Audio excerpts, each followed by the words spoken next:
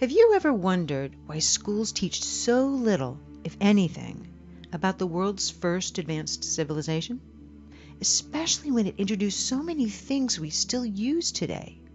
Why the mystery around Sumeria, which was in Mesopotamia and what's now modern-day Iraq? After all, here are just some of what they gave us.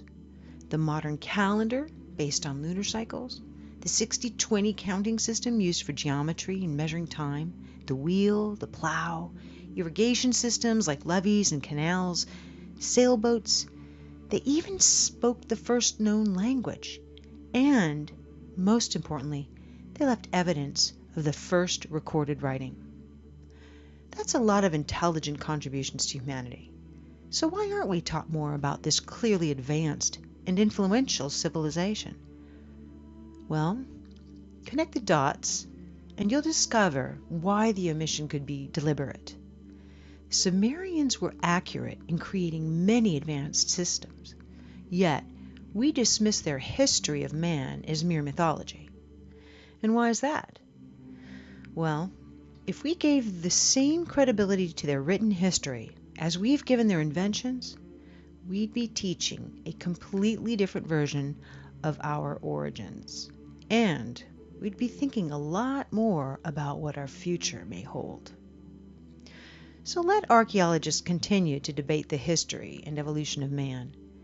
If you go to the source, here's what the first civilization ever to record history revealed about our past. In 1849, a British archaeologist discovered 14 tablets in Sumeria. To date, these are the oldest known writings, and they date back to the 24th century BC.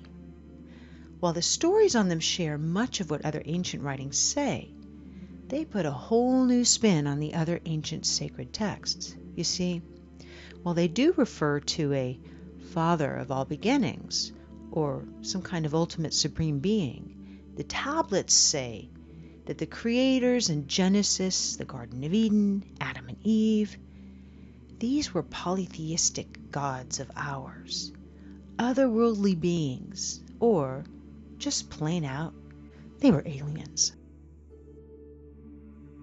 The entire first 2 tablets explain who they were and where they were from. Tablet 3 tells of the 6 days of creation, or settlement, on Earth. Later, they explain how the human race was genetically manipulated by these beings and did not evolve randomly. Even the technology Sumerians gave us came from these beings. Are you interested now in knowing more about what the Sumerians had to say about our history? Here are selected legends from the 14 tablets and their parallels with other ancient sources.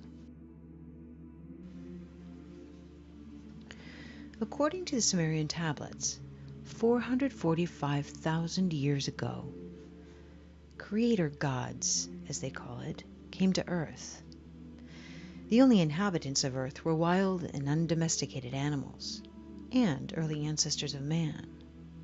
These beings were called the Anunnaki, which means those who from heaven to earth came. The Anunnaki inhabited a distant orbiting planet called Nibiru, which only entered our solar system every 3,600 years.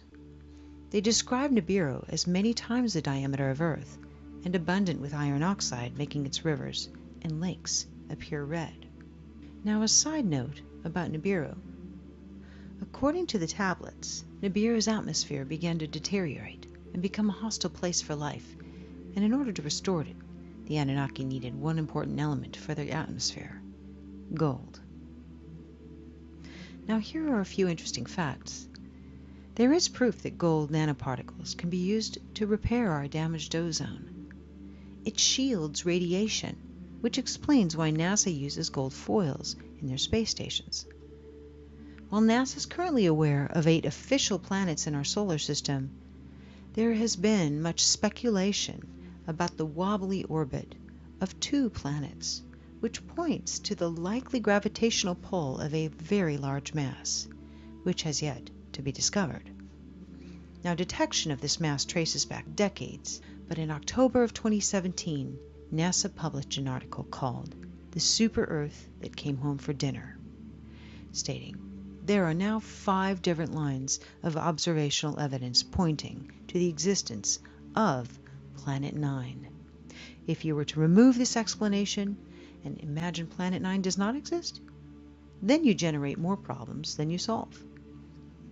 Clearly, there is potential of another planet yet to be discovered in our solar system."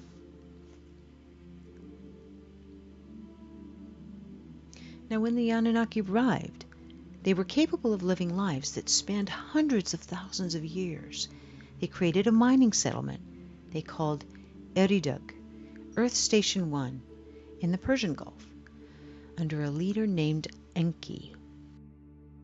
The tablets convey, "After a kingship descended from heaven, it was in Eridug."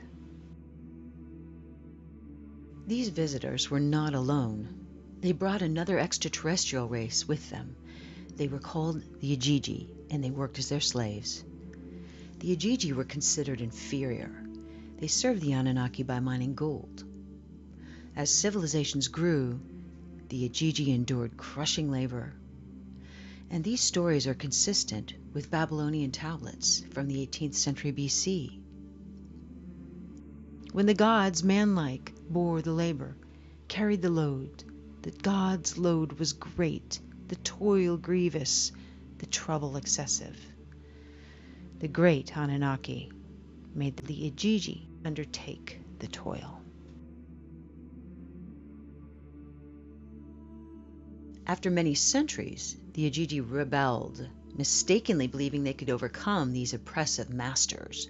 Their defeat almost completely annihilated their race, leaving the Anunnaki without a workforce. Unable to replace the Ajiji, Nibiru's ruler, Anu, ordered his son Enki to genetically engineer a new slave race, one that was intelligent enough to perform complex work but still be subservient to the Anunnaki. His experiments are recounted in detail in Atrahasis. Many unique creatures were created. Enki finally successfully met his goal, and the result? A genetic hybrid between Earth's caveman, Homo erectus, and the Anunnaki themselves. This hybrid we call Homo sapiens. The tablets called first men the Adamu. In Hebrew, Adam means man. The Anunnaki put the Homo sapiens to work in the mines and elsewhere in Mesopotamia. The Semitic word avad, or worship, literally means work for. Hence, early men had no choice but to worship their gods.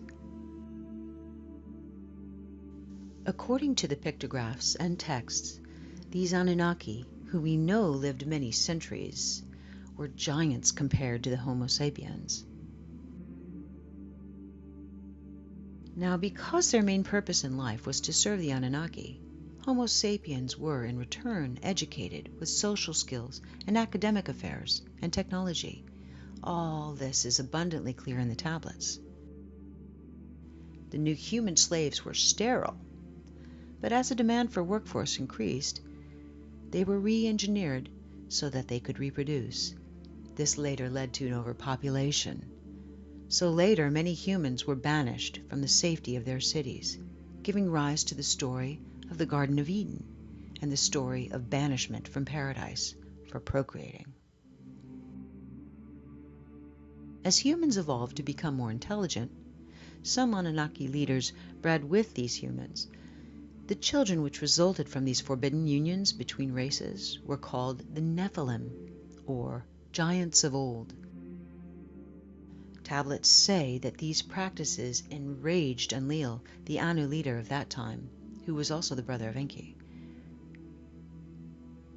Enlil wanted to ensure no human would ever rise to power and potentially rule Nibiru. Naturally, the interbreeding increased that risk, but it was beyond his control. Human populations increased over the following millennia. only to be met with a population control plan that nature had in store. During one of its 3,600-year cycles, Nibiru's orbit created havoc on the Sun and on Earth. Nibiru is also called the Destroyer in the Kolbrin, which is an ancient gospel found in Scotland that was omitted from biblical text, much like the Dead Sea Scrolls were. It reads, "Men forgot the days of the Destroyer. Only the wise know where it went, and that it shall return at the appointed time. The Destroyer, its color, bright and fierce and ever-changing, was an unstable appearance, a fierce body of flames." Though stating Nibiru usually passes without causing harm, the tablets describe one cataclysmic event which occurred when Nibiru neared Earth. It says, first, black spots appeared on the Sun's surface. The Earth's magnetic field became weaker, the temperature rose, and ice caps began melting. This event we call the deluge, or the Great Flood. It also reads, "For days before the day of the deluge, the earth was rumbling, groaning, as if with pain. For nights before the calamity struck, in the heavens, Nibiru as a glowing star was seen." Well, according to the tablets, Enlil saw the oncoming disaster as an opportunity to rid the planet of humans that he deemed unworthy. He returned to Nibiru, but many Anunnaki chose to stay, instead witnessing the flooding and the destruction on the planet from their celestial boats which circled the earth. It reads, "Then there was darkness in daytime, and at night the moon, as though by a monster, was swallowed. The earth began to shake by a force before unknown. It was agitated. In the glow of dawn, a black cloud arose from the horizon. The morning light turned to darkness.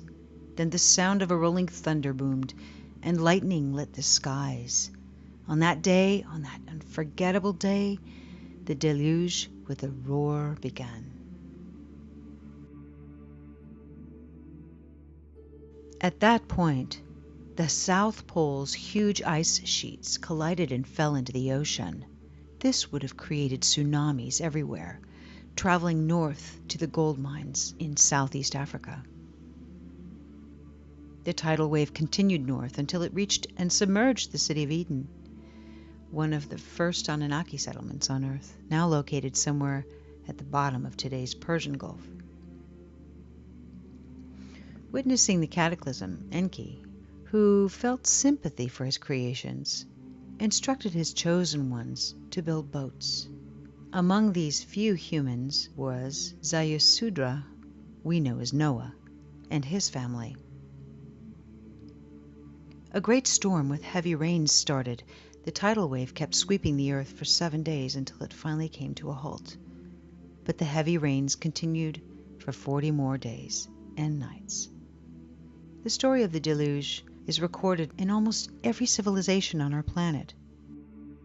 Core ice samples taken from Greenland and Antarctica illustrate that at the height of the last ice age, the sea levels were 425 feet lower than they are today. And, more importantly, there is a clear indication of a rapid sea rise. After the deluge, reconstruction of a new spaceport began. The text describes how the Anunnaki made their buildings according to the position of the stars. It reads, "Let the heart of the plane, the heavens, reflect." Once Enki to this agreed, Enlil from the skies of distances took measures. Indeed, the pyramids, now questioned to be much older than originally determined, and many other ancient monuments are, in fact, aligned to the stars.